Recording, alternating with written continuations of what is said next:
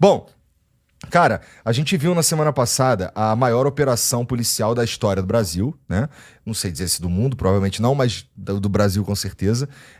Em volume de operação no sentido de pessoas mortas, no sentido de fuzis apreendidos. Não foi a maior apreensão de todos os tempos de fuzil, mas 100 fuzis, mais de 100 fuzis apreendidos, né? Mais de 100 pessoas presas também. E a gente fica no final com um saldo, que é onde todo mundo tá batendo, de certa forma, de 120 e tantos mortos, contando 4 policiais, não é? A gente tem falado bastante aqui se foi um sucesso, se não foi um sucesso, mas eu queria olhar de um outro ângulo. Eu queria que, os dois conhecem isso daí, né? O Tarcísio com uma história de Forças Armadas, o Derrite com uma história de polícia mesmo. Derrite, eu queria que tu me dissesse do teu ponto de vista, qual foi o maior acerto dessa operação, na tua opinião, cara?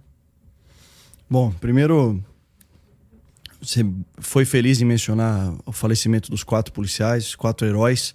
Eu costumo falar que para ser policial no Brasil, por conta da fragilidade da legislação, falta de segurança jurídica, infelizmente o patamar que o crime organizado chegou em termos de poderio bélico, até mesmo de poder financeiro, para ser policial no Brasil tem que ser herói.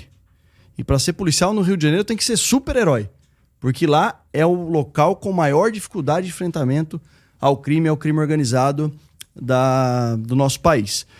Então, eu vejo como essa operação como um divisor de águas para o Rio de Janeiro. No sentido de... Eu concordo com você, chamar de 100% o sucesso de uma operação quando tem um policial que morre cumprindo o seu dever, é difícil a gente colocar isso. Mas também a gente não pode desprezar o planejamento operacional que essa operação demandou, o preparo técnico dos policiais, a coragem dos policiais, a atuação em grupos, a atuação em equipe. Mais de 2.500 policiais atuaram, policiais militares, policiais civis. O Rio de Janeiro, as polícias do Rio de Janeiro se especializaram numa técnica chamada conduta de patrulha em local de alto risco. E os nossos caveiras aqui de São Paulo, do COI, foram em 2008 realizar os cursos lá no BOPE para aprender essas técnicas. Então, o que eu vejo é que o Estado tinha que ter feito alguma coisa no sentido de coibir o domínio do território, que a gente sabe que, infelizmente, em algum momento histórico, lá atrás, não sei se na década de 80, isso são os estudos que apontam, o Estado fez uma opção de negligenciar esse domínio do território por parte do crime organizado. E o custo agora de reverter essa situação, é claro que, mas só essa operação não vai resolver. Claro que não. Mas então eu vou deixar a população à mercê das vontades do crime organizado, sendo explorada e tendo que fazer, sendo escravizada, praticamente escravizada. Enfim, então eu vejo que o governo do Rio de Janeiro enfrentou um problema ao invés de tantas outras gestões que passaram, que era mais fácil evitar. Não, isso historicamente é difícil de combater. Então, se tem um ponto de reflexão pra gente, eu acho que é a coragem de quem tem o poder político de realizar e o preparo dos policiais empregados na operação. Boa. Tarcísio, cara, bom, a gente sabe que quem comanda a polícia militar estadual é o governador do estado, obviamente. E como governador, cara, claro, você está sentado numa cadeira de um estado diferente, né? O Derrite estava falando que lá no Rio é um dos lugares, se não for, eu acho que é o lugar mais complicado de se combater facção criminosa no Brasil, é o Rio, por conta da topografia, por conta do clima de guerra, várias facções, tem a milícia, tem um monte de coisa. Do ponto de vista do chefe da polícia militar, cara, não sei se vocês trocaram ideia, mas me conta o que você achou da ação ou do que o Cláudio Castro propôs e que fez durante essa operação aí. Bom, Igor, primeiro, mantive bastante contato com o Cláudio Castro nesse período, até para prestar apoio, prestar solidariedade, porque eu acho que tem que ter muita coragem para fazer esse enfrentamento, é um enfrentamento super difícil. Se a gente for analisar a história, o Rio chegou onde chegou pela falta de coragem, pela falta de ação de governantes que passaram por lá, pela decisão que foi tomada. Observe que o Rio tem uma história de grandes delegados. A gente poderia citar o nome de alguns aqui, como Sivuca, Hélio Vigio, etc. E essa turma foi perdendo a autoridade em função decisão que alguns governantes tomaram e a coisa evoluiu para onde evoluiu. A gente já não está falando mais no Rio de Janeiro de combate polícia-ladrão. A gente está falando de enfrentamento de uma força irregular, a gente está falando de combates de média intensidade, alta intensidade, enfrentamentos de valor companhia, valor batalhão, como foi o caso deste enfrentamento que aconteceu. O que isso quer dizer? Desculpa, valor companhia. Efetivo. Tá. Você veja que você tinha 2.500 homens mobilizados do lado da Polícia Militar e da Polícia Civil do Rio de Janeiro, e do lado de lá você tinha também mais de 1.000 criminosos nesse enfrentamento. Então, uma situação de guerra civil, uma situação de enfrentamento, de combate contra a força irregular. E uma decisão tinha que ser tomada. A gente vai permitir que o crime organizado continue impondo o terror em determinado território? E o governo do Rio resolveu enfrentar essa situação. Obviamente, a gente tem que enaltecer aqui a coragem dos policiais, o preparo dos policiais do Rio, uma polícia muito treinada, muito corajosa, adaptada a esse tipo de enfrentamento. A gente tem que lamentar a morte dos policiais, porque quando morre um policial isso dói.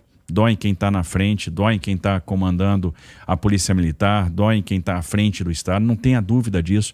A morte de um policial para nós é uma derrota. Em compensação, a derrota maior seria deixar o crime organizado fazer o que está fazendo. Aí seria a rendição e o Estado não pode se render, porque aquelas pessoas que estão lá precisam da mão segura do Estado. Clausewitz dizia, o general prussiano, que você só ganha uma guerra quando você conquista o território, quando você destrói o poder militar e quando você subjuga a vontade. E foi um pouco o que aconteceu. E aí você percebe os elementos de planejamento. A operação foi muito planejada e eles fizeram o que a gente chama nas operações contra forças irregulares de martelo e bigorna. Então eles dividiram o território por várias unidades, essas unidades avançaram, expulsaram os criminosos da onde eles estavam para impedir aquele confronto que podia gerar efeitos colaterais com a população que não tinha nada a ver com essa história. Então eles foram tirando os policiais, levando para uma área de mata, para o Morro da Misericórdia, onde você já tinha o BOP fazendo o cerco. Então eles conseguiram empurrar os criminosos e lá eles já estavam preparados também. Então uma operação que em termos de planejamento foi muito bem sucedida. Quem quis se render foi preso. Então você teve mais de 100 criminosos que foram presos. Quem resolveu não enfrentar o Estado saiu com vida, vai responder os seus crimes no judiciário, e quem resolveu partir para o enfrentamento acabou sendo neutralizado. Então, do ponto de vista operacional, do ponto de vista da integridade das pessoas que moram, que vamos lá, você está falando do Complexo do Alemão e daquela ligação Alemão-Penha, você está falando de um complexo que tem mais de 12 comunidades, você está falando de um local que moram mais de 150 mil pessoas, que se estende lá desde a Maré até quase a Baixada Fluminense. Né? Então, é super complexo atuar ali e você não teve o atingimento de civis, balas perdidas. Então, foi uma operação bem planejada, bem executada e que foi uma resposta do Rio de Janeiro ao crime organizado. Há décadas, né, de certa forma, sonolência do Estado e que permitiu que as facções comandassem esses territórios, que impusessem o terror a essas pessoas, e é por isso que a população, e aí de certa forma, é um indicativo de como a gente pode medir se houve sucesso ou não, a resposta que a população deu nas pesquisas de opinião, e principalmente os moradores da comunidade, alta aprovação. O que a população está dizendo? Eu não aguento mais. Eu não aguento mais ficar escravizado pelo crime, eu não aguento mais o criminoso dizendo se eu posso abrir meu comércio, se eu não posso abrir meu comércio. Eu não aguento mais ter o meu filho crescendo aqui sem esperança. Eu não aguento mais saber aqui se eu vou ser vítima de uma bala perdida. Porque vamos lembrar também uma coisa, a questão da oportunidade. Há tempos atrás, coisa de semanas atrás, o Comando Vermelho fez uma incursão numa área dominada pelo 3º Comando, matou civis, e aí... Acho que na favela da Quitanda. Na favela da Quitanda, exatamente. E aí você teve lá um movimento de bloqueio dessa expansão do Comando Vermelho naquela região. Então também tem uma questão de oportunidade que estava aí envolvida e com certeza foi importante na tomada de decisão, no momento em que essa operação ia ser realizada. Então isso tudo com certeza foi levado em consideração e a gente pode dizer que a operação sim, ela foi bem sucedida e foi uma resposta do Estado. O Estado disse, olha, nós estamos presentes e não vai ter área aqui que a gente não entre, que a gente não possa subjugar o crime.